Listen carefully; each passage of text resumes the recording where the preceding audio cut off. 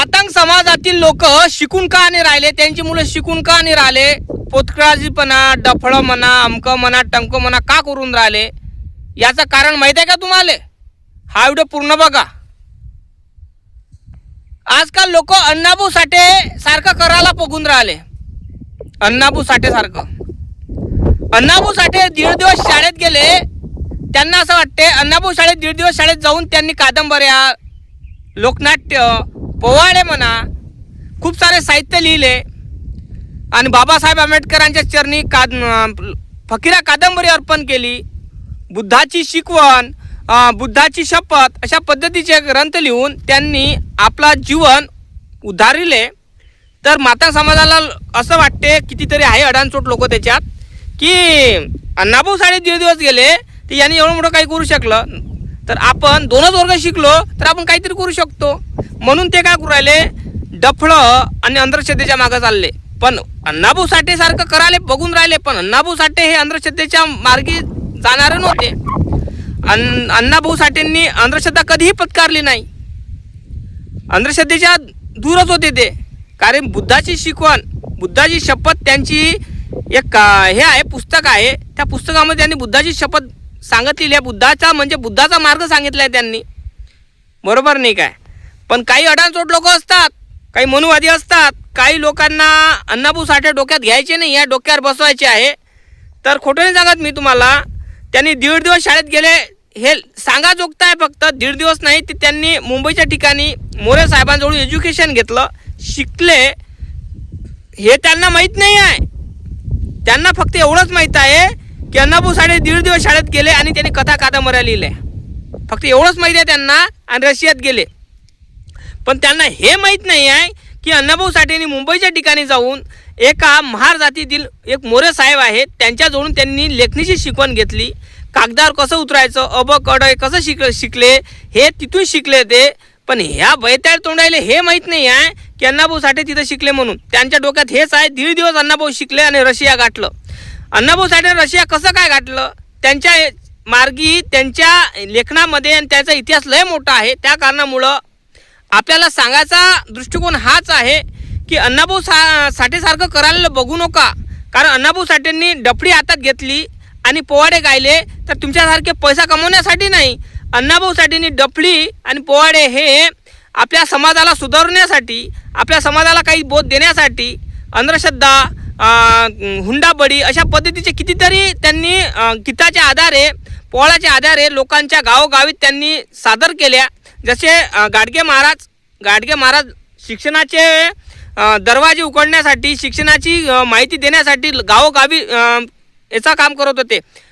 खंजिरी वाजवून कीर्तनाचं काम करत होते गाडगे महाराज. तसंच अण्णाभाऊ साठेंनी गावोगावी शहरोशहरी जाऊन त्यांनी पोवाडे तिथे गायले.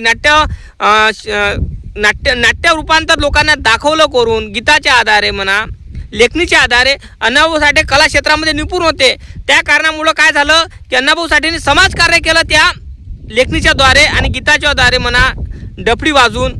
तर आजकाल लोक काय करू राहिले, मातंग समाजाचे लोक काय करू राहिले, डफळं वाजून राहिले पण पोट भरून राहिले. म्हणजे समाजाला सुधारण्याचं काम करून राहिले नाही, समाजाला एकोप्याचं काम करून राहिले नाही, समाजाला जागृत करण्याचं काम करून राहिले नाही.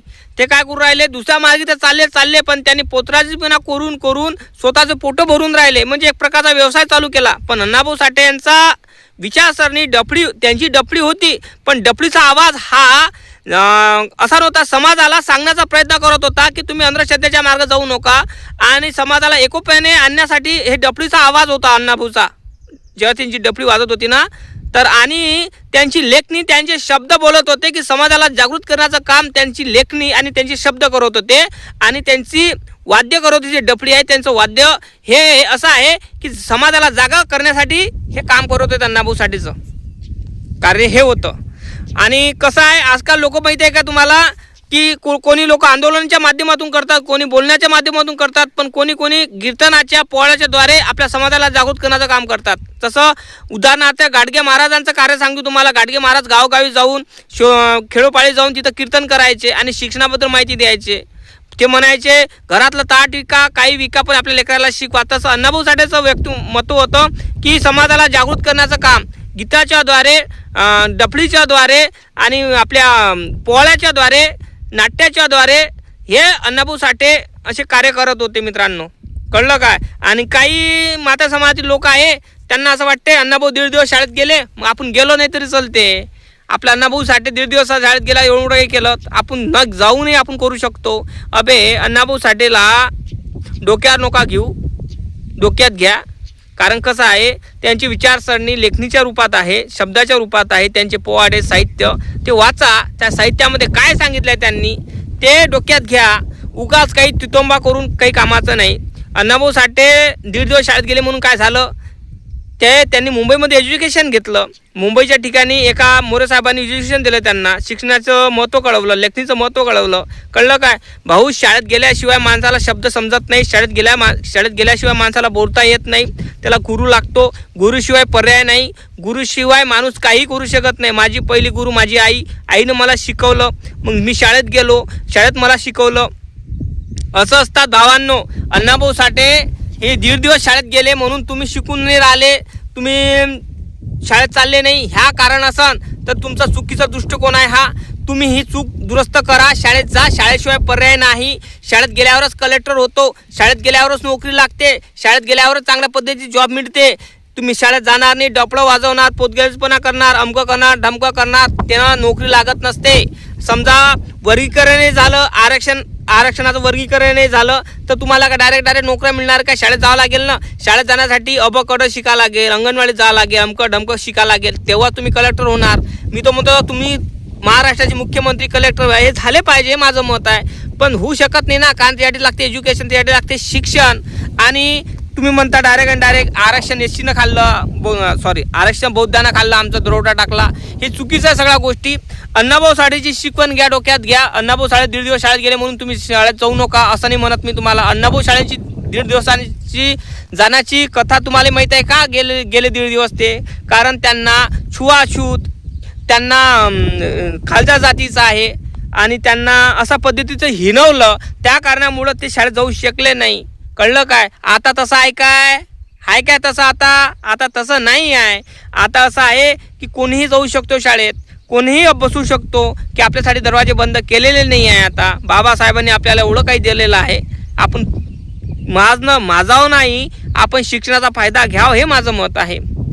कळलं काय? शिकाल तर टिकाल, शिकाल तर शिकाल, हे माझं मत आहे. वाचाल तर शिकाल. जेव्हा अण्णाभाऊ साठे शाळेत जात असताना त्यांना का हिणवलं हे माहिती आहे तुम्हाला, सांगितलं नाही मी. आता त्या कारणामुळं अशी परिस्थिती आहे का? आता नाही आहे ना. त्या कारणामुळं अण्णाभाऊ साठेंचं पण शिकायचं वय होतं. त्यांना असं वाटत होतं का मला शिकायचं आहे, जिद्द होती त्यांना, मला शिकण्याची जिद्द होती त्यांना. शिकू शकले नाही का? जाती व्यवस्थेमुळे शिकू नाही शकले. पण मुंबईच्या ठिकाणी गेल्यावर ते त्यांच्या एका सहकार्याजवळून शिकले, मोरे साहेबांजवळून शिकले. तर ते शिकले ना, त्यांना गुरु तर मिळाला ना शिक्षणाचा.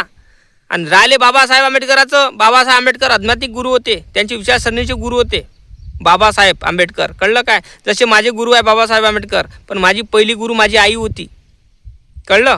काही लोक त्याच्यामध्ये पण हे करतात, खरा इतिहास काय असते त्याला माहीत राहत नाही. इलाला बेल तेलाला बेल लावते. कळलं काय? बाबासाहेब आंबेडकर 100% गुरु आहेच अण्णाभाऊ साठेंचे. पण जे शिक्षणाची आवड, शिक्षण कठीण काळामध्ये आपल्याला शिक्षण कसं, शिक्षणाचे म्हणजे गीताच्या आधारे आपण गीत बोललो, पण शब्दामध्ये कसं उतरायचं, लेखणीच्या रूपात कसं उतरायचं कागदावर, हे मोरे साहेबांना शिकवलं. हे त्यांचे पहिले गुरु होते. कळले का? शिक्षणातले पहिले गुरु. आणि आध्यात्मिक दृष्टिकोनातून, साहित्यातून आणि विचारसरणीतून बाबासाहेब आंबेडकर पहिल्या नंबरचे गुरु होते. कळलं काय? जय भीम, जय शिवराय. तर अण्णाभाऊ साठे 1.5 दिवस शाळेत गेले म्हणून तुम्ही काही असं म्हणू नका की आम्ही अण्णाभाऊ साठे शाळेत गेले मग आम्ही शिकू नये. तेव्हा काळ वेगळा होता, आताचा काळ वेगळा आहे. अण्णाभाऊ शाळेत नसन गेले, पण दुसऱ्याजवळून शिकले, हे लक्षात ठेवा. कळलं काय? जय भीम, जय शिवराय. काही वाटलं तर नक्की कमेंट करा, लाईक करा, चॅनलला सबस्क्राईब झालंच पाहिजे.